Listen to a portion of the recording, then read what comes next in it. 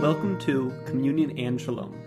In this podcast, we are exploring how the biblical and historic Christian faith can engage sexuality, ethnicity, culture, and our local communities as we pursue the flourishing of God's kingdom. Our goal is to engage these topics charitably and with nuance.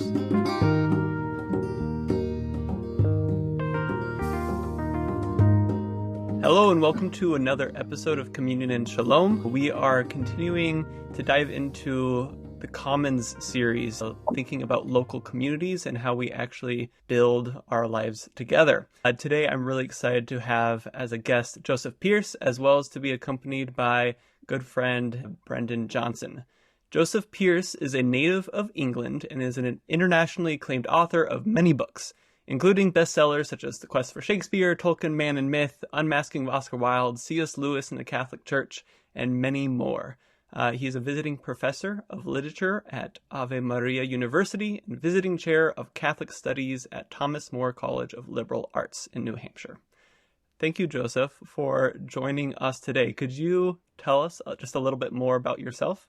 Yes, well, I don't know what else to say. I'm a writer of I think I've published now over 30 books, mostly biographies and worth literary criticism. But I suppose the book which is most apropos of the present conversation is a book I wrote originally about 25 years ago in England. And then it was brought out in a US edition a little bit more recently, but even that was probably 20 years ago. And that's called Small is Still Beautiful. And the subtitle of the US edition is Economics If Families Mattered. So that's a book that's sort of on topic as regards our present conversation. And what are the main endeavors you're kind of invested in these days? Is it still economics, or are there mainly teaching? What's your work look like? Well, I consider myself to be primarily a writer, and so I write on anything of, should we say, of cultural import as I perceive it. So that would certainly be the humanities in a general sense, but of course that includes economics, which is a branch of the humanities. It's about how we live together as human persons in the human community. So, I understand the humanities in the broad sense of the word. It's how we understood philosophically and theologically. So economics is a branch of philosophy, and therefore part of the humanities. And it basically is about how we live together harmoniously and ultimately in caritas, in love. Mm-hmm.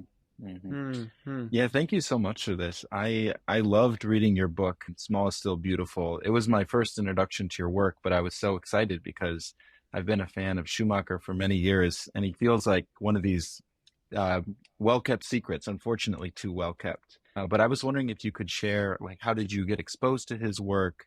What really, set your heart and mind on fire when you were exposed to it? Yeah, so as a young man, I wrote a book called Race with the Devil, which is my own journey to Christian conversion. As a young man, I was a very angry, racist radical. And I was obviously motivated primarily by matters of politics and economics. And I was anti-communist, but when I would get myself in heated arguments with Marxists, they would accuse me of being a stormtrooper of capitalism. And my attitude to that was, well, I might not like Marxism as a solution to the problems that confronting the modern world. That doesn't mean that I want the world being ruled by Bill Gates and other globalist billionaires. In other words, a global plutocracy, a global rule of the rich. So of course, Bill Gates wasn't around then, but whoever his equivalent was at the time, we used to call them multinational corporations before we started talking about global corporations and globalism, globalization. So I was opposed to all of that. I thought, well, I refuse to believe that Marxism is the only solution to this, what we would now call globalism. So I was looking for alternatives. And that was how I stumbled across Small is Beautiful by E.F. Schumacher. And I think it would be fair to say that it was life-changing. I'd already been introduced to what we might call third-way approaches to economics and politics through the writings of people like G.K. Chesterton and Hilaire Belloc. And their ideas are effectively proto-localism, and the way you liberate yourselves from capitalism is what we would right now call empowerment through the ownership of productive property and through the revitalization of local communities and local politics and local economies. So I'd already been exposed to that through Chesterton and Belloc, but Chesterton particularly is a wonderful writer, but he's literary, whereas Schumacher, of course, is a trained economist. So he could actually approach these same issues, coming to the same solutions, but in a way which is directly connected to an economic language and economic understanding of things. So that really did broaden my understanding of the problems facing the global economy and politics are both globally and locally. Can you share just a little bit more about, I mean, what you saw in modern economics when you were young, what you still see in modern economics now, in terms of just how it's kind of tangibly not leading to the flourishing of our communities? Yeah, obviously I can articulate more solidly now than I could then. I was seeing through a glass darkly in those days. But basically that my understanding of humanity is the dignity of the human person and the necessity of the human person, first of all, to flourish through his relationship with other human persons. In other words, none of us can actually flourish as human beings if we isolate ourselves and alienate ourselves from our neighbors. So we have to live in community. And we have to live in communion. In other words, in the spirit of loving cooperation with our neighbors. Well, how do we do that? Well, one way we don't do it is to live under a system where more and more of the productive property which we need to sustain our livelihoods are in the hands of people that other than ourselves, and especially now corporations that might not even be in the same country as we're living, and certainly that the people that own that corporation know nothing about me or local communities or individuals. It's all about some mechanistic, global, impersonal way of doing things. And for me, that's inhuman, it's inhumane, it's tyrannical, and therefore we have to find alternatives to that. And ultimately, the way to do it is to revitalize local communities and local economies. We won't get revitalized local politics until we have revitalized local culture and revitalized local economies. So we have to begin at grassroots and take it from there. Yeah, that makes sense, especially this kind of like rule from without and the kind of, I know Marx talks about this, but kind of the despotism of the workplace when the boss tells you what to do, and maybe that boss is a local boss, but increasingly it's coming from an office building and in New York or London or Hong Kong.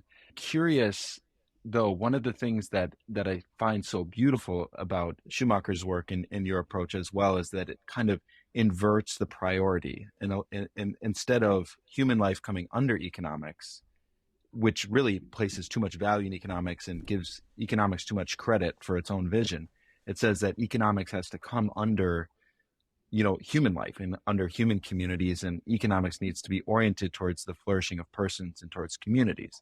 But a lot of these words, I think, are somewhat challenging, even in terms of the vocabulary that's used, distributism, subsidiarity, things like that. What can you explain something like distributism or subsidiarity? What does that look like in terms of an actual workplace or an actual community? Well, first of all, these are problematic words. Subsidiarity, they're both ugly words, in fact. Subsidiarity is at least accurate. Distributism is just vague, and I don't like it. Chesterton and Belloc, in coining it, said that they didn't like it. I prefer to use the word localism, but basically, well, I'll go through them one at a time. Distributism, what Chesterton and Belloc meant was not the redistribution of wealth. They thought that would be a consequence of what they were advocating, but it's not what they were advocating itself. What they were advocating is the redistribution of productive property. In other words, that a healthy society is a society where as many people as possible have a real stake in the capital from which they earn their livelihood. So in other words, an economy with loads of small businesses is healthier than an economy with a few big businesses. And even within big businesses, and Schumacher was very good at this, that you can have ownership within big businesses, what in America would be called ESOPs, employee stock ownership plans, in other parts of the world, producers cooperatives, basically where the workers within a larger corporation actually are stockholders, stakeholders in it, and not merely employees of it. Mm-hmm. So this idea of trying to redistribute capital to productive capital, so as many people as possible are stakeholders in the economy. That was distributism. Subsidiarity, on the other hand, is an understanding, the two pillars of Catholic social teaching, and they're both important. We shouldn't see one in isolation from the other. Solidarity and subsidiarity. So solidarity is the common good. All right, that we can't behave in such a way which is going to violate the good of our neighbors. So that's the common good. That's solidarity, right? Being part of a community. But subsidiarity is that things that can be done locally, economically and politically, should be done locally. In other words, that power should be devolved upwards from the locality and the grassroots towards bigger political and economic entities, whereas at the moment it's imposed downwards. You have a huge central government, you have huge global corporations, and they impose their will upon the localities, upon ordinary people, ordinary families, ordinary communities. It should be the other way round. We should only have a huge scale, either government or economic bodies, where that there's no other feasible way of doing it. And even then, you can act. So, for instance, of course, you can't produce a car in your garage. Well, you could, but it wouldn't be very economic. So you can't mass produce cars but within the family garage. There's something that has to be done. The economies of scale are quite clearly real. But in that case, then what you need to have is, as we said, ESOPs, producers cooperatives, where the workers in those larger corporations actually have a stake in it. So you still have this subsidiarity. You don't have some global headquarters in China or Germany or wherever that's running the company in the small town in South Carolina where you happen to be living. So that's the idea. Subsidiarity is the power should be devolved upwards from localities, the most important locality being the family. Right now in my own neighborhood, we're still in conversations with the EPA and Minnesota Pollution Control Agency. And it's interesting, just the permitting is all, it starts with like, here are the permits that the U.S. EPA sets in, and they designate, okay, Minnesota Pollution Control Agency, you take our rules and try to apply them in your local context. And then our neighborhood is like, do these rules actually, even if they are enforced properly, I'm just thinking about in terms of the subsidiarity of like, what if our neighborhood was actually able to say, these are our needs, can they be met? And that the higher authorities back that up rather than us trying to appeal to the higher authorities to try to make rules that are actually good for us. Well, the whole idea that one size fits all, and that governments that are a long way from the actual areas concerned can decide what that one size fits all is a reversal and a perversion of a real way of doing things. If you're living in a local community, the people in that local community know what the needs of that local community are. They know what needs to be done to improve that local community for the good of those people living there. But somebody in the federal government in DC has no idea about Minnesota or South Carolina. And so the one size fits all is like using a sledgehammer to crack a nut, right? It's to have this one size. We're going to make that fit everybody everywhere. And that's madness. It's not the way things should be, that the local communities should be solving their own local problems. Yeah, I mean, it's so frustrating right now that when we bring these problems, they say, well, we have to put in sensors to measure their output so that to see if they meet, whatever measurable levels. And the community is crying out, the fact that we have children getting measurably increased asthma rates because of their proximity to this foundry. Why is that evidence not applicable? Right. Well, again, that's the other thing, of course, is that big government is very much at home with big business, and big government and big politicians rely on big business in order to actually fund their election campaigns. And there's a quid pro quo working here. So the one size fits all is normally it's not one size fits all. It's the one size fits the big one. right? Mm-hmm. So the laws are actually made to suit big government and big business to the detriment of the ordinary local per individual and the local community. So it's basically, it's effectively, this is the irony. It used to be the case you had to choose between big government or big business, right? Between socialism or capitalism. Now we have both.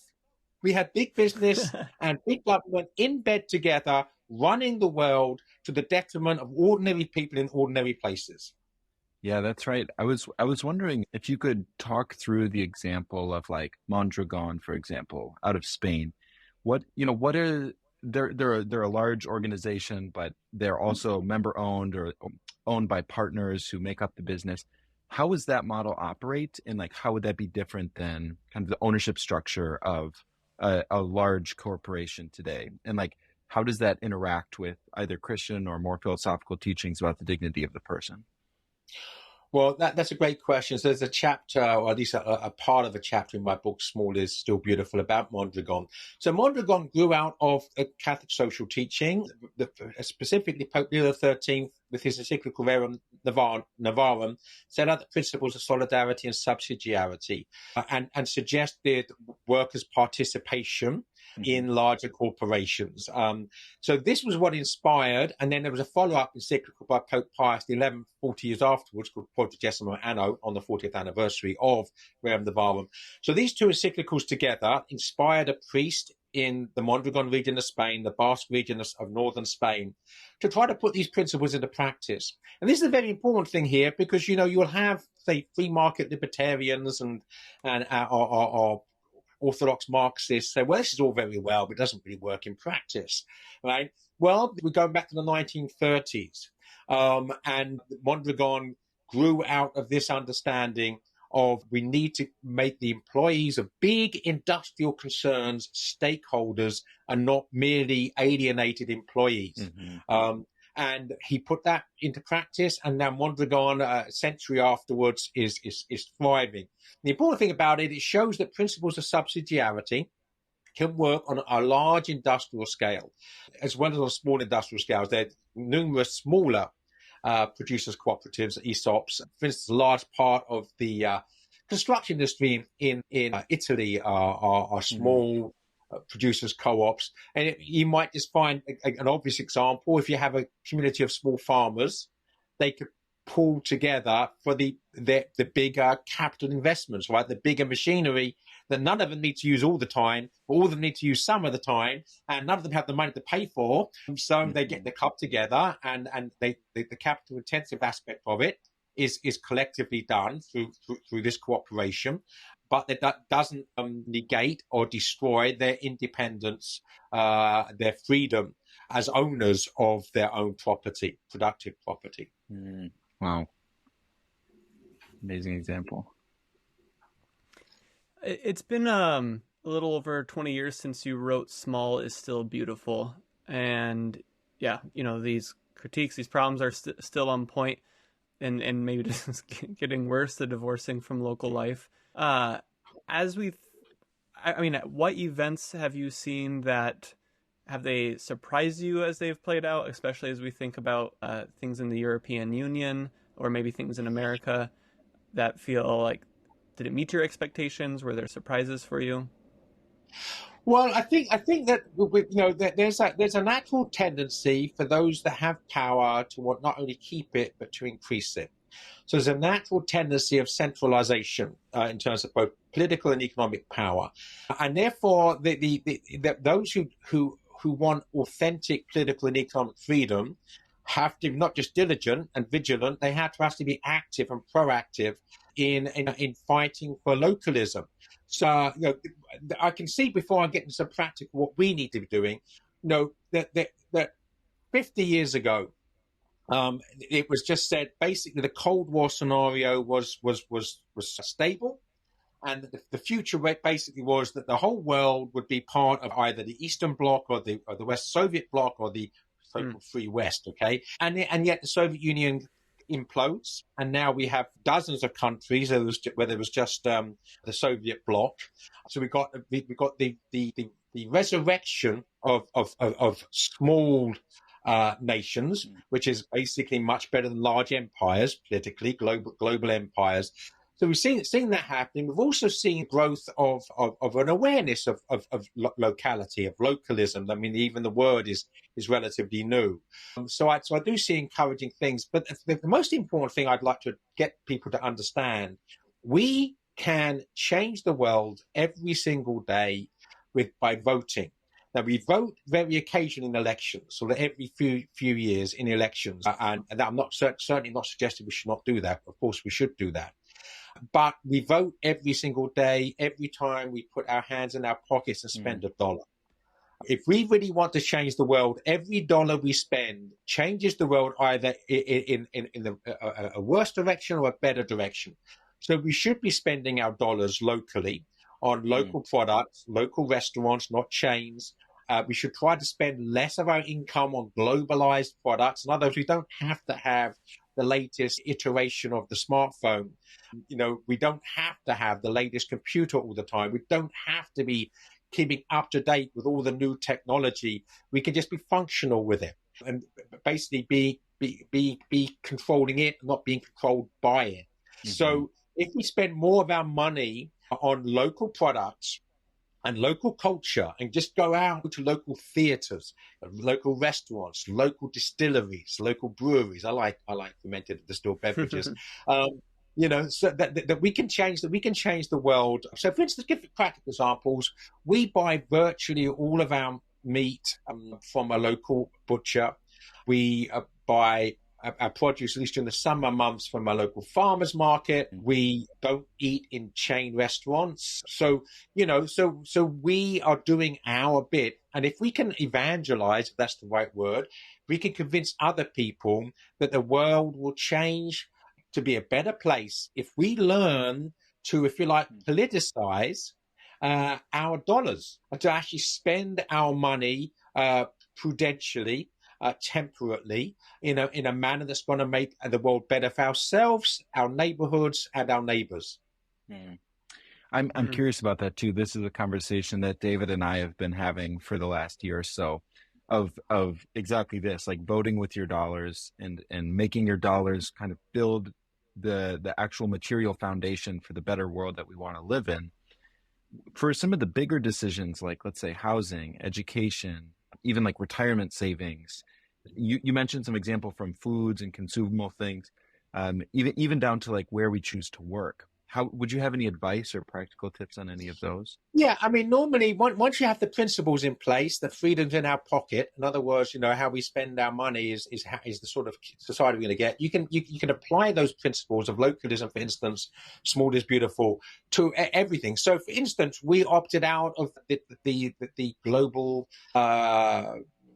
insurance industry. As regards medical insurance, we are members of something called Samaritan Ministries. There's also a Catholic version of that's Christian in a broad sense. Catholic version called Solidarity, and this is MediShare, not Medicare. And what we do every single month, we write out a check and send it to an individual who's in need. And once a year, so only one check in every 12 goes to the organization for their administrative staff. Otherwise, the money goes directly to people who need help medically. So as members, if we get a medical need which is beyond, you know, our ability to pay, you know, if something really serious happens to a member of our family and it's going to cost tens of thousands of dollars, we put in a claim, and then the people around the country will be sending checks to us. So you've completely and utterly bypassed. We're not spending our dollars to build skyscrapers for medical insurance companies in the big cities. We're sending money directly to the people who need it. So that's one example as regards MediShare. As regards education, of course, I'm seeing now wonderful phenomenon, people opting out of the public school system and starting independent schools, returning to a healthier understanding of education. And again, we have to remember that the primary educator of children are the parents. And the parents have the ultimate right, not the state, as to where or how the children are educated. We do not want a big burgeoning central government telling us what sort of education it fits, again, one size fits all, okay? One curriculum across all the schools in the country imposed by a central government. Sorry, that's tyranny. So what we need out there is different types of schools for different types of needs, and different types of families have different types of philosophies. We all have a right to have a different philosophy and to put that philosophy into practice in the way we educate our kids. So, I see now, hundreds of new small classical academies, for instance, opening up around the country. They're one on a smaller scale. These are not schools with 2,000 students. They might be schools with 2 or 3 dozen students, and it works. It's human scale. It's small is beautiful. So, really, whatever you're talking about, Medicare, our health needs, our education needs, there are localist, healthy solutions to the problems. Thanks for sharing some of those. One of the, there's the, just thinking about buying with our dollars, but also people choosing to, those who are on the business ownership side of things, of deciding to maybe stay local. I think on both the consumer and the, producer or business owner side of things, there has to be a shift of recognizing what type of life we want to live and dethroning the idol of just getting as rich as possible. Yeah, and there are all sorts of problems there. One of the present share ownership, share investment way of running things ensures that companies, once they're in the pocket of the shareholders, have to be myopic. They can't be thinking about what's the good of the company in the longer term, because the shareholders want an instant return every year on their investment. If you don't give that instant return on the investment, they take their money somewhere else. So therefore, it forces companies to be very short-sighted, very myopic. So we have to think of ways of transcending and superseding ultimately the present shareholding system as a means of how we run the economy, how the economy is run. I'll give you a few other practical examples, though.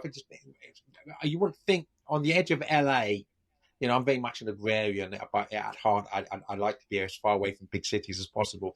But my wife's family are in Seal Beach, California, so right on the edge of LA County, just south of Long Beach, right now on the fringe of the beast, so to speak. But in Seal Beach, on Main Street, they don't allow any national chains to own stores. They don't allow any development above 2 stories. So the main street of Seal Beach is actually very quaint and village-like, and it's made up of local restaurants, coffee shops, boutiques, small stores. So it's like a village on the edge of the big city. And this is because the local people, that's what they want. They don't want Seal Beach to look like LA. So they've taken practical actions to stop that from happening, and they've succeeded. Yeah, it seems like, and this is maybe a question that's larger than for just a podcast interview, but I wonder also, like, people need to organize for what they want. And so I think that's one thing. It's a question of building power, of organizing, of identifying what is good for us, and then building the power to change the system and kind of devolve that power back to the people who are going to be affected or producing what's going on. Another question, though, that I have is, like, is there a risk in things being too small? For example, my brother was just living in Alaska, and there's a very strong fishing industry in kind of Southeast Alaska and then all along the kind of coastal Alaska. But they've run into the issue there, as well as I know in the UK and the North Sea, of overfishing. And so let's say, for example, that, Southeast Alaska became its own political unit. It would have no short-term or even really medium-term incentive to not overfish the waters, because that's so much of their local economy. But if there is more like large-scale cooperation, you can prevent some of this tragedy of the commons type picture.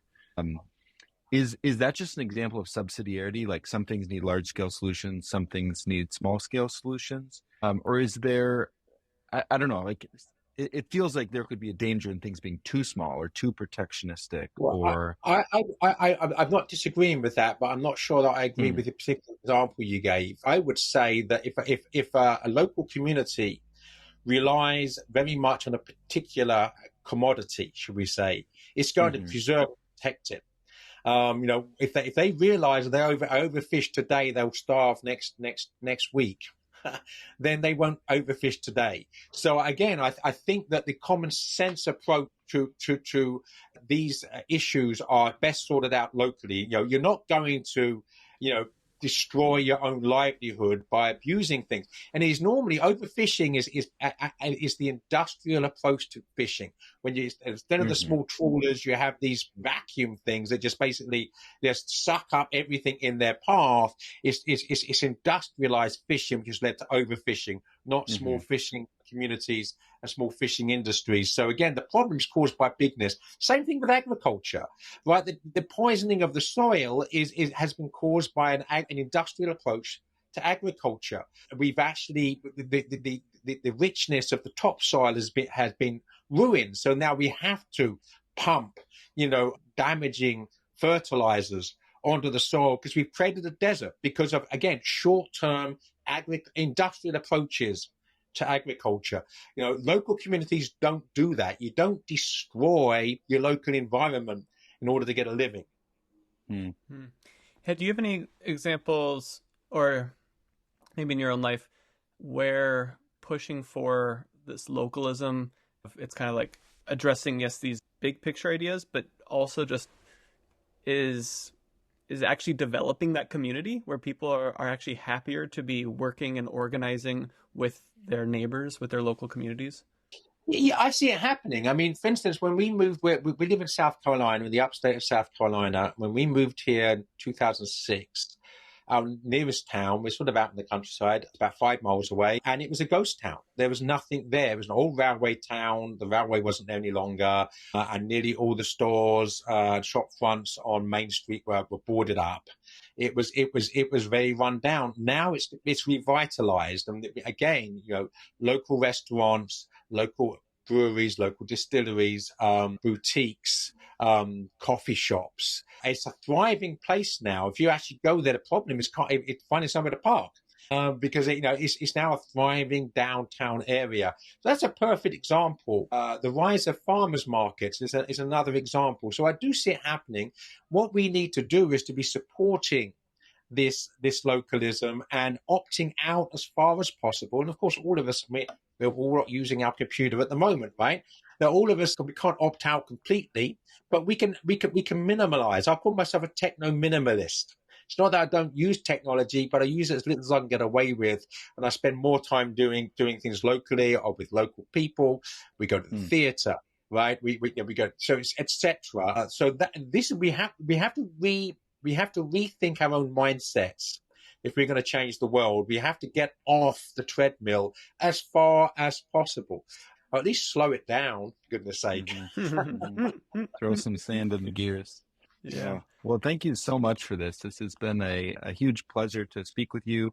I'm curious if you have recommendations for where maybe listeners who haven't heard of Schumacher before, or where should they go in his work, or also some of your own recent work. Well, Schumacher's classic work is Small is Beautiful. I would recommend that to anybody, even though it was published back in 1973. The principles are as alive as ever. My book, Small is Still Beautiful, was basically looking at Schumacher's ideas from more recently, but basically agreeing with him. There's some good writers. Thomas Stork, Storck.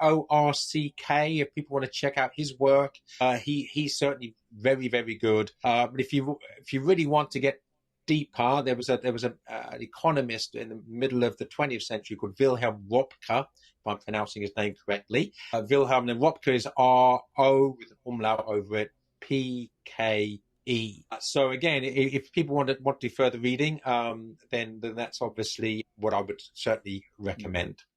They might want to, by the way, if they want to mix it up a bit with literature and culture and other things, check out my personal website, jpearce.co,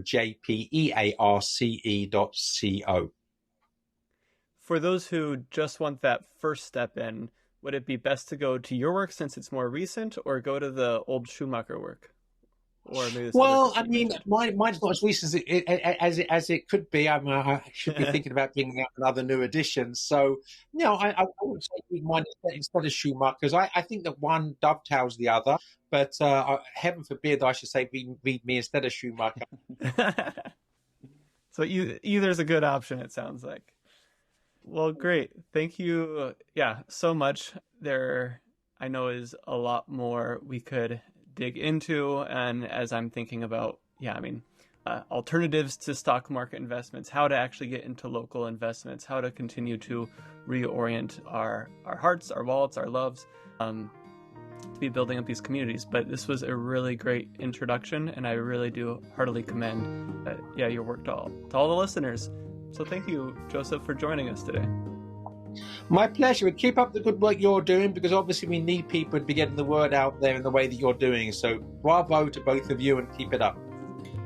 Great. Well, for all you listeners, you are welcome to stick around for other episodes. We hit a lot across the different topics, but we are looking to be developing more on the commons. If you would like to see more of this work, feel free to join us on Patreon as supporters. Have a good day, y'all. Bye. Hey listeners, I want to let you know about the Communion and Shalom Patreon. Joining the Patreon community not only supports this podcast, but gives you the opportunity to listen to bonus content, give input on future episodes, and submit questions for a patron-only Q&A.